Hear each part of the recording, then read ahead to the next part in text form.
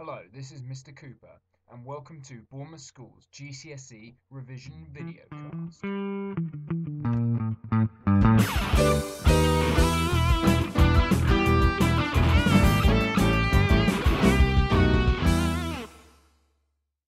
Hello and welcome to this videocast. Before moving on to the particular topic in question, it's worth reminding ourselves of some exam tips. First of all, avoid using phrases like all Christians think and overgeneralizing. Rather than backing yourself into that corner, use phrases like some Christians may. Also, when using specific religious quotes and teachings, it's worth applying them directly to the topic in question. If you are merely listing religious quotes and teachings, you won't be looking at the higher grades. Rather, explain how they relate.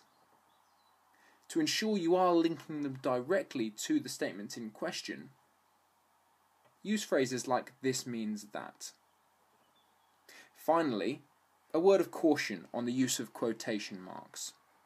If you know the direct word-for-word quote, by all means use quotation marks. However, if you're paraphrasing, don't put the teaching in quotation marks, but it will still be relevant and get you credit. For example, saying something like, "Jesus suggested that you should love your neighbour," wouldn't be a direct quote, so don't use quotation marks. So, what will this video do? First of all, it will give you key topic headings on the particular unit we'll be looking at. Second of all, it will list a selection of relevant religious quotes and teachings. Finally, it will give you some sample exam questions, both AO1 and AO2, to practice. You must use this to help you learn, apply, and practice. This topic concerns religion, war, and peace. Topic headings may include being able to define and discuss the differences between pacifism, militarism, and pacificism, using examples of recent conflicts, the steps of just war theory as first espoused by St. Thomas Aquinas, holy war, particularly Christian and Islamic, different types of warfare, and different reasons for going to war, the effects of and different examples of victims of war, as well as the work of organisations such as the UN and NATO. Other topic headings may include the work of peacekeeping and support organisations, particularly during and after wars, religious attitudes to war, examples of religious believers that have worked for peace, including Gandhi, Bonhoeffer, or the Dalai Lama. To be able to talk about WMDs, or weapons of mass destruction, and also terrorism. And finally, nuclear weaponry as a deterrent, as in terms of disarmament, and also proliferation. Some Buddhist teachings when it comes to warfare, well, usually Buddhism is quite simple in that it doesn't approach war with anything other than a peaceful mindset. You can use the teaching of reducing suffering, as well as ahimsa, or non-violence towards any other living thing. The Dalai Lama retreated from Tibet when it was being invaded and has won the Nobel Peace Prize, so a great example of Buddhist teachings in action. However, a more recent example that seems to go against mainstream Buddhist teachings is that of Wirathu, who's been termed the Buddhist or Burmese Bin Laden, who seems to use violent means to suppress an Islamic minority in Burma.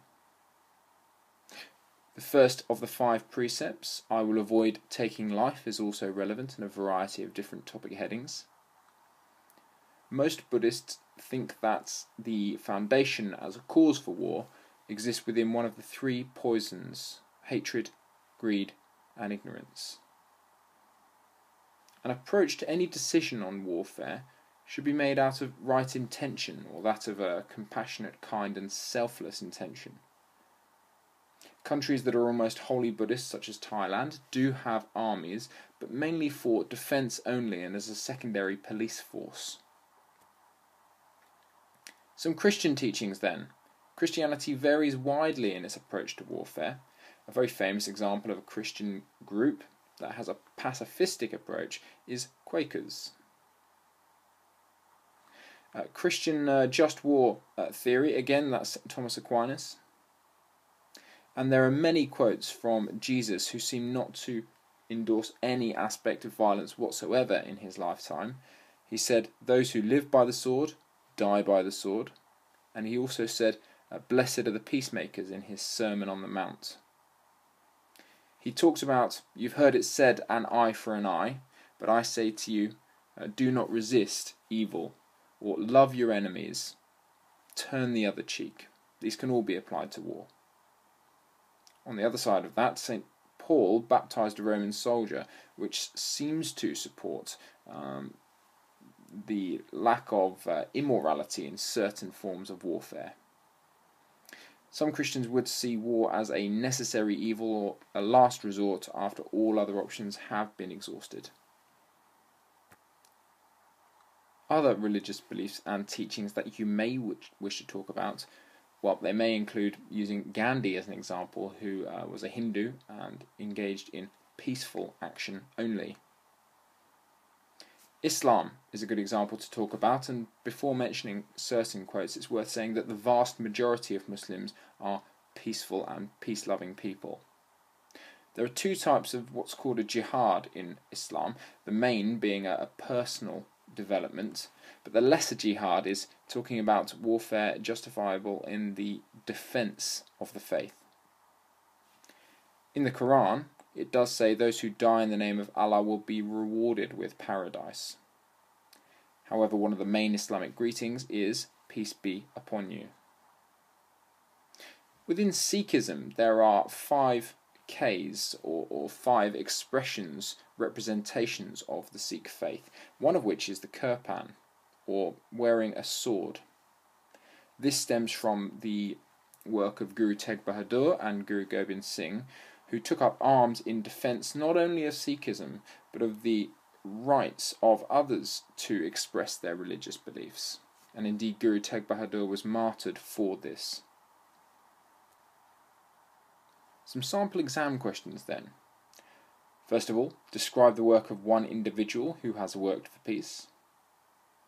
Secondly, and this would be a gift if it came up in the exam, explain religious attitudes to war. Making sure you apply teachings doesn't necessarily have to be balanced. On the AO2 or evaluative side, war is never the answer. And this could be a 3-marker or a 6-marker, as could pacifists are cowards. Giving a balanced argument including religious beliefs is essential on the 6-marker. Finally, remember that this should form a part of your wider revision and you should learn, apply and practice. Thanks for listening.